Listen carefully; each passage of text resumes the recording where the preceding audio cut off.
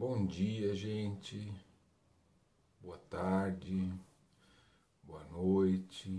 Provavelmente vocês estão vendo agora numa terça-feira à noite, inicialmente, né? Mas outros terão oportunidade de ver durante o dia, em outros dias. Mas eu queria hoje compartilhar as experiências, né? Os aprendizados que eu e o grupo que trabalha às quartas-feiras, tá, com aquilo que a gente denomina de desobsessão, quais são as evoluções? Porque a gente sempre traz reflexões das dificuldades que nós estamos vivendo, das dificuldades com que todo mundo lida, mas é importante dizer também de tudo aquilo que dá certo e que o que dá certo quando nós estamos em processo não é sem esforço.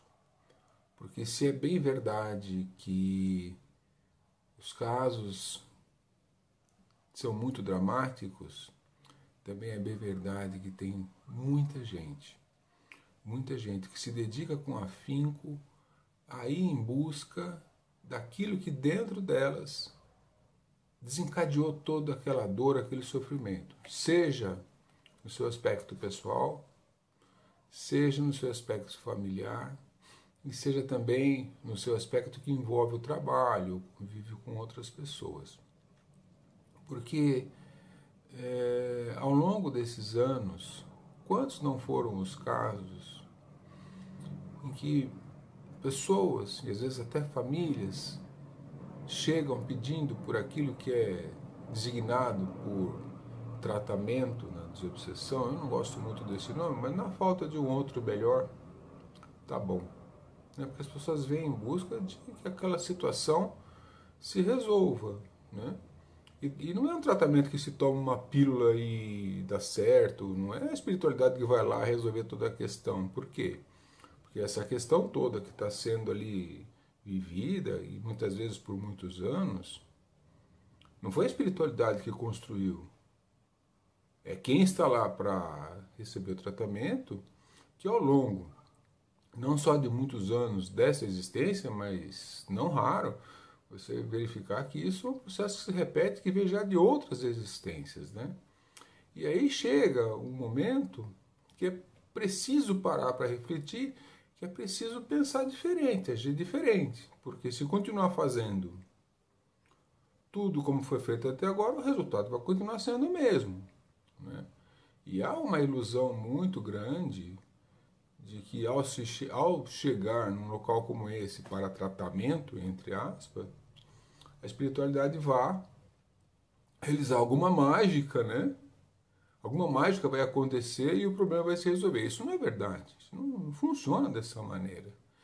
Então, a base desse trabalho, ele se fundamenta na espiritualidade de ajudar a aliviar essa situação opressora que é possível de ser aliviada, às vezes encaminhando espíritos obsessores, ajudando a afastar esses espíritos que se aproximam de nós por sintonia, por semelhança daquilo que nós somos, né? Então são como sócios da nossa vida a partir das nossas emoções, das nossas convivências, né? Porque eles compartilham, eles até incentivam. E cabe a nós que estamos lá em tratamento, e cabe a nós que estamos lá para ajudar nesse processo como médiuns, auxiliar este ser que ali vem para tomar consciência de que somente ele e mais ninguém poderá ser o elemento que poderá fazer a grande diferença naquilo que está acontecendo. Então, vamos pegar um pouco casos muito felizes em termos de resultados de pessoas que não foi nem da primeira, nem da segunda, nem da terceira, às vezes nem da quarta vez que esteve ali conosco, pessoas que às vezes acompanham já por alguns anos, vão, melhoram, tem recaída, voltam, mas não desistem de buscar em si as mudanças que precisam serem realizados, né? Então, o primeiro passo para aquilo que a gente pode chamar, eu vou denominar de autocura, porque só a pessoa consegue se curar e mais ninguém, reside na pessoa perceber que ela precisa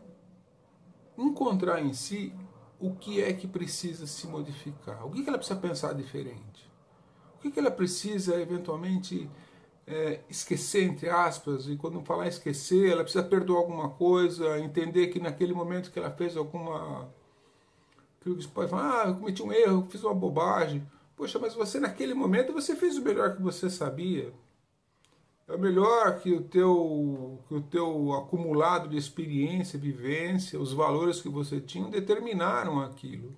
Então você naquela época fez aquilo, hoje você compreende diferente. Então a tomada de consciência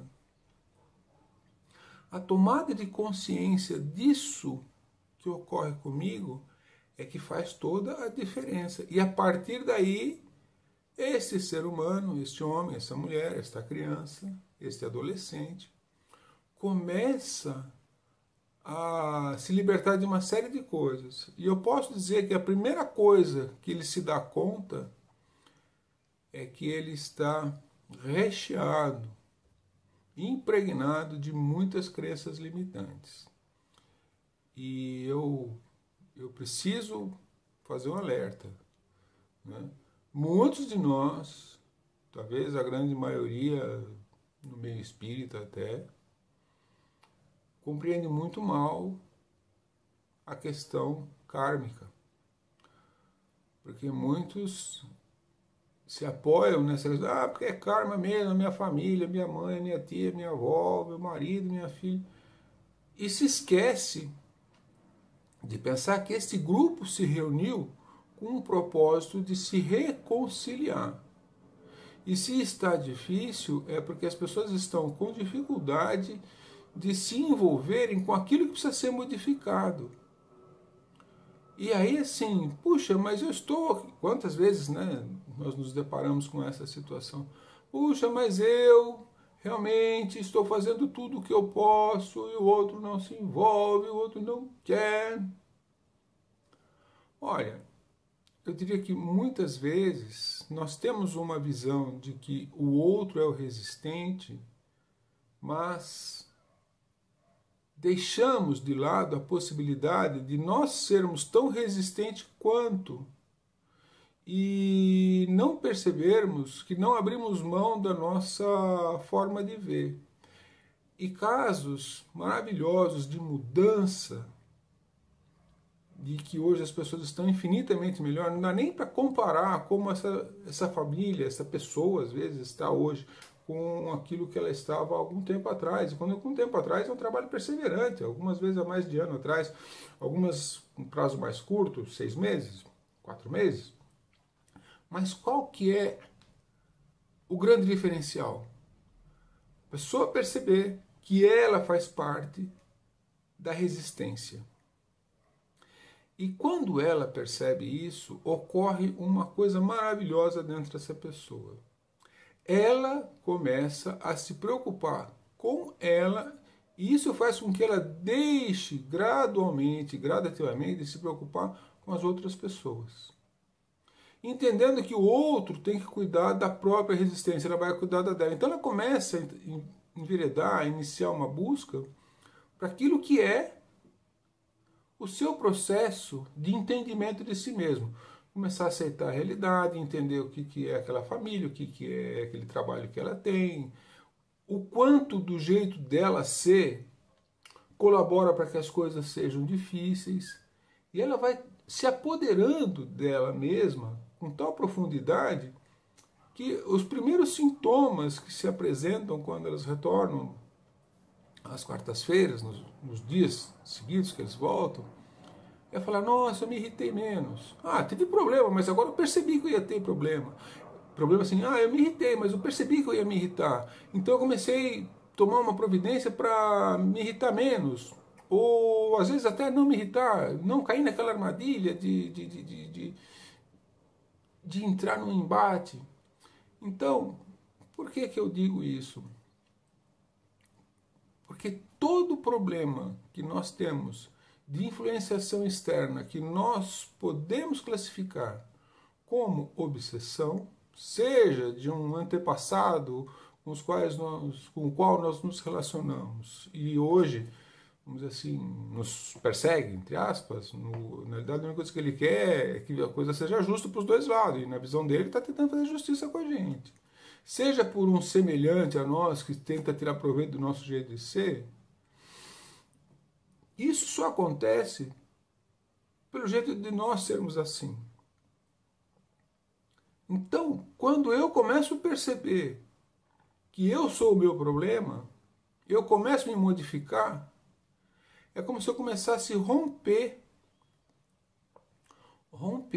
os elos que me aprisionam a essas pessoas desencarnadas que se nutrem de mim, que se aproveitam de mim, ou mesmo que tentam fazer algo que entendem como justiça por me verem do jeito que eu era naquela época.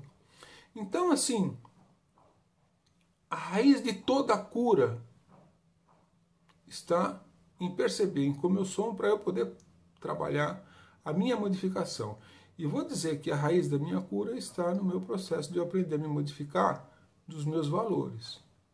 E olha, eu não raro encontro pessoas com sérios problemas de interpretação daquilo que são as verdades, entre aspas, religiosas e as verdades, entre aspas, espíritas, porque são interpretações equivocadas, que são taxativas, que isso é isso, aquilo é aquilo, e as pessoas não conseguem perceber que ela é capaz de modificar-se a si mesma, ela é capaz de modificar aquilo que ela está vivendo.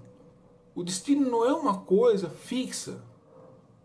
Você pode, a partir das suas escolhas, da tua percepção, mudar o que vem pela frente. Né? Me lembra uma frase antiga de Chico Xavier, que ele conversando com Emmanuel, alguma coisa para assim, olha, eu não posso mudar o passado, mas eu posso mudar o futuro a partir de uma escolha que eu faça hoje. O futuro pode ser diferente, eu posso escolher fazer diferente. E ao longo de muitos anos de trabalho com aquilo que a gente chama de desobsessão, e eu trabalho nessa área desde 1988, o que eu tenho percebido? Que aquelas pessoas que se determinam e que confiam na sua capacidade de se modificarem, saem desse processo e saem das garras daqueles que os oprimem. Quanto mais eu tenho consciência disso, mais rapidamente isso faz. É de uma hora para outra? Lógico que não. Não é de uma hora para outra. Entretanto, gradualmente eu vou, ao ir me modificando, eu vou começar a perceber que eu vou ficando mais leve, mais suave, minhas atribulações vão diminuindo. Não tem milagre, não tem uma pílula que você toma e agora resolveu. Isso não funciona assim.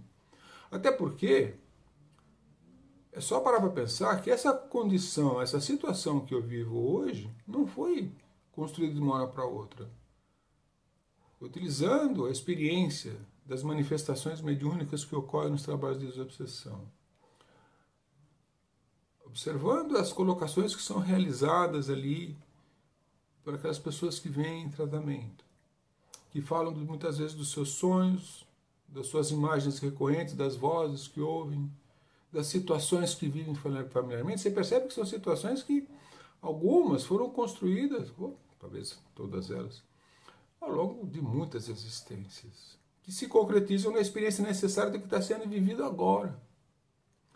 Então, é assim, a raiz da cura de tudo aquilo que me acomete, me pressiona, está na simples decisão de eu aprender a me conhecer. E lembra, tem um ditado, isso é tão antigo, isso vem da época de Sócrates, não é? Que assim, conhece-te a ti mesmo. Inclusive nos mais antigos oráculos também tem isso. Quando vem, com o advento de Cristo, é acrescentado uma segunda parte. Conhece-te a ti mesmo e a verdade, né? E a verdade te libertará. Mas qual a verdade? Que verdade é essa? É a tua verdade. Não adianta ficar pesquisando a verdade do que está fora. Porque ficar pesquisando a verdade que está fora, em vez de, que pese o fato de ser curioso, ser gostoso, é só cultura. Se eu não utilizar isso que eu sei para poder trabalhar para conhecer a mim mesmo, que está lá dentro, quais são as minhas verdades, o que isso implica na minha relação com a vida, e o que essa relação da vida implica com o meu emocional, com a situação que eu vivo, a verdade externa não me ajuda em nada. Sabe? Não adianta fazer prova oral e saber o que está acontecendo, né? Ficar enfiado nos noticiários, aquela coisa. E daí? O que soma? O que eu ganho com isso? Ficar infernizando a vida de todo mundo, que está injusto, que está isso. E aí? E eu? O que isso está me ajudando a me conhecer a mim mesmo? Talvez denuncie que eu seja um fofoqueiro de mão cheia. E adoro desbilhotar o que está fora como um mecanismo de defesa de não trabalhar com o que está dentro. Inclusive, um pequeno alerta. Todo mundo que gosta de explorar o que está fora é porque provavelmente tem muito medo de olhar o que está dentro. Por aqui eu vou terminando. Eu espero que tenha sido útil de alguma maneira, porque ao longo desses anos, de 1988 para cá, lógico que em diversas fases, fui em diversos graus de amadurecimento em diversas épocas, mas hoje termina nesse momento de agora, com uma profunda compreensão de que para eu me libertar das dores, para aquelas pessoas que chegam lá para tratamento se libertarem daquelas dores, é preciso olhar para dentro.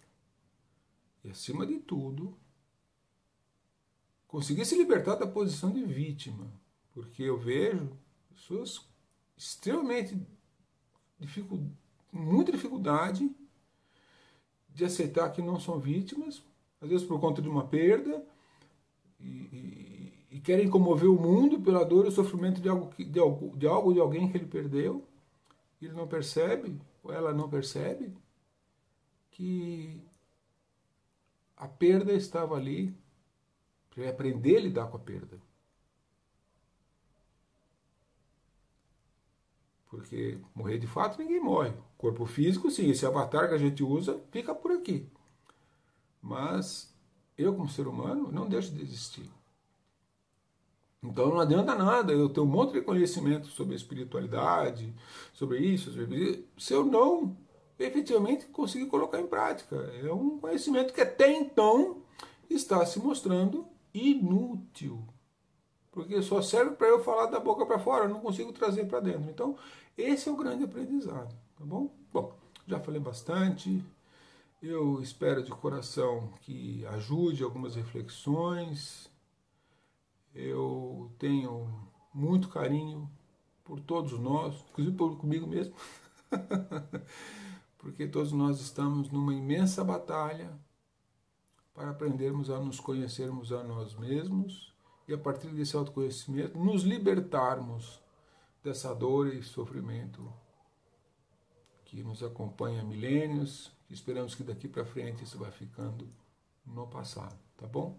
Um beijo no coração de vocês e até uma próxima oportunidade.